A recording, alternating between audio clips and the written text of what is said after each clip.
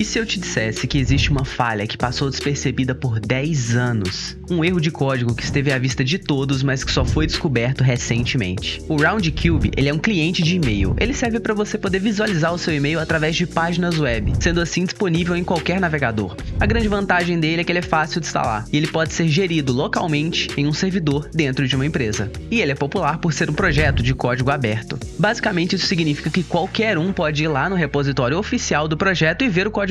Diferente do que você pode estar pensando, isso é ótimo para garantir a segurança de um sistema. Em caso de projetos ativos como o Roundcube, isso é bom porque qualquer pessoa, e isso inclui profissionais de cibersegurança, podem ir e olhar o código-fonte em busca de falhas. E assim, soluções são propostas de forma bem mais rápida e assertiva. Dito isso, hoje nós vamos fazer uma análise técnica, detalhar e explorar uma execução remota de código causada por uma deserialização insegura de objetos PHP dentro do Roundcube. O meu nome é Igor, bem-vindo ao Hackstation.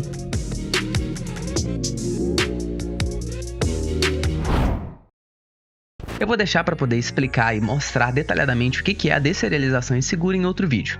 Mas para o vídeo de hoje eu vou te passar tudo o que você precisa saber para poder entender a CVE 2025-49113. Deserialização insegura é a técnica de ataque que explora falhas no processamento de dados serializados por uma aplicação. Para a gente entender melhor, vamos definir esses dois conceitos. Primeiro é a serialização.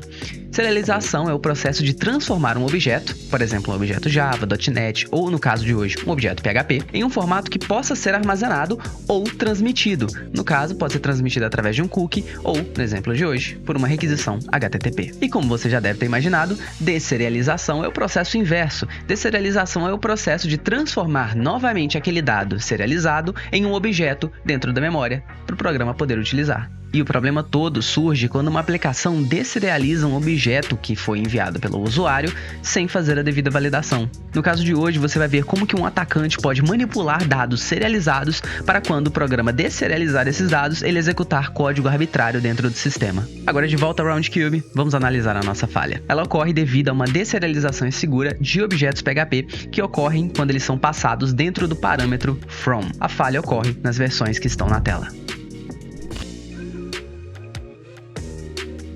Agora vamos fazer uma análise mais de perto. Com a nova atualização do Roundcube para a versão 1.6.11, a gente tem uma nova função que valida o campo from. Essa nova validação valida se existem caracteres inválidos contidos dentro do parâmetro from. Se existir, ele rejeita essa requisição, usando a função isSimpleString. Essa função está definida da seguinte forma. Ela basicamente recebe um valor e verifica se dentro desse valor existe algum tipo de caractere inválido, que no caso dessa nova versão não são permitidos. Essa foi a atualização feita que corrige esse problema.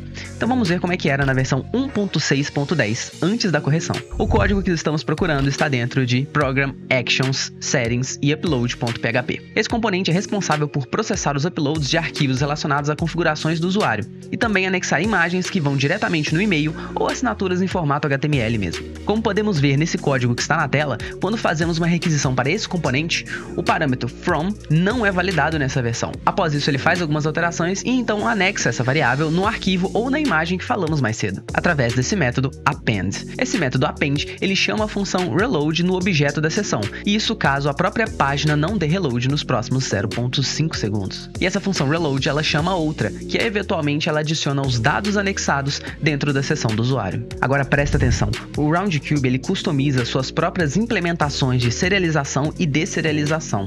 Só para você ter uma ideia, por padrão, o PHP ele faz da seguinte forma. Vamos supor que você tem uma seção e um valor dentro dessa seção. Se você fosse serializar esse objeto, por padrão o PHP faria dessa forma. Mas o Roundcube ele faz isso de uma forma diferente. Olha só.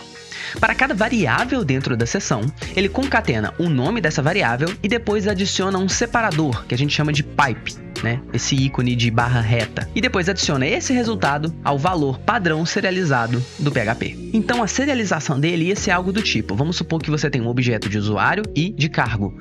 Quando você serializasse esse objeto de seção, eles ficariam dessa forma.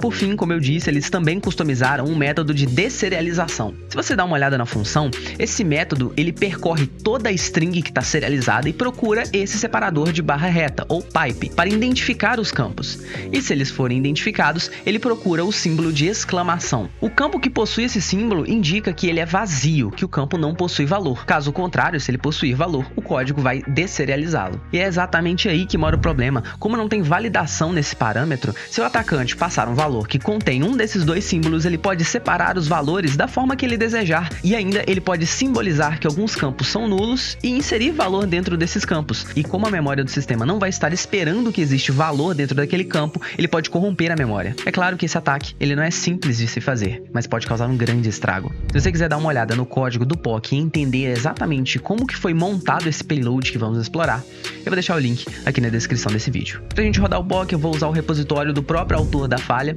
Ele tem um código aqui para você poder fazer a instalação em uma máquina Linux e com tudo instalado, basta você rodar esse código PHP que está aí na tela e passar o comando que você quer executar dentro da memória do sistema. Dessa forma, o sistema vai responder comprovando que existe execução de código remoto dentro do servidor. Para mais conteúdos assim, se inscreve e entra na nossa comunidade do Discord.